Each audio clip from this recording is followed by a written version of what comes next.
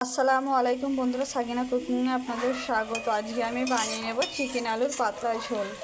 তার জন্য আমি কড়াই বসিয়ে তেল দিয়ে আদা রসুনের পেস্ট আর পেঁয়াজ কুচি দিয়ে ভালো করে লাল লাল করে, দেখতেই পাচ্ছেন, ভেজে নিয়েছি। এবার কেটে রাখা চিকেনটা দিয়ে দিয়েছি, একটু ভালো করে নেড়ে নেব। এবার কেটে রাখা আলুটা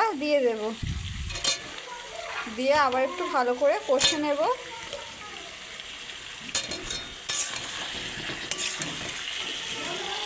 এবার এর মধ্যে সব পরিমাণ মতন সব মশলাগুলো দিয়ে দেব। প্রথমে লবণ দিয়ে দেব,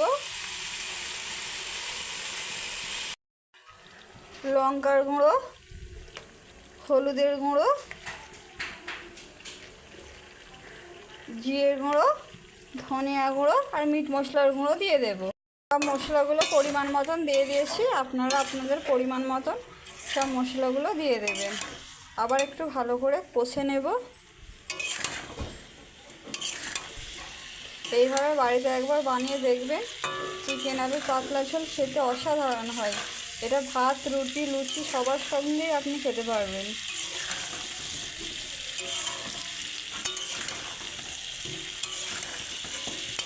আর আমার ভিডিওটা ভালো লাগলে অবশ্যই লাইক, সাবস্ক্রাইব করে আমার পাশে থাকবেন। এটা ভালো করে কষাতে থাকবো। অল্প পরিমাণে আবার জল দিয়ে আবার একটু ভালো করে কষে নেব।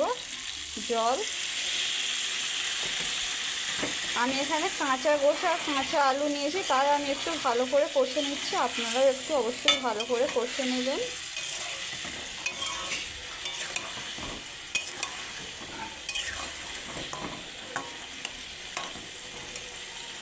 এই দেখুন, ভালো করে কষানো হয়ে গেছে, তেল ছেড়ে এসেছে।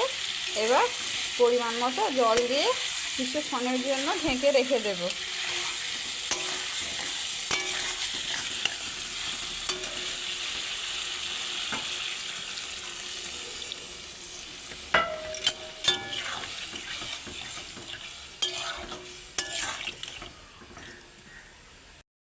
এই দেখুন, চিকেন আলুর ঝোলটা আমার একদম রেডি হয়ে গেছে।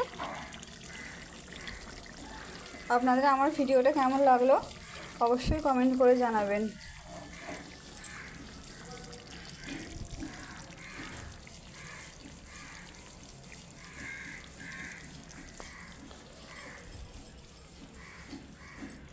একদম শুকনো শুকনো হয়ে গেছে, অল্প ঝোল আছে।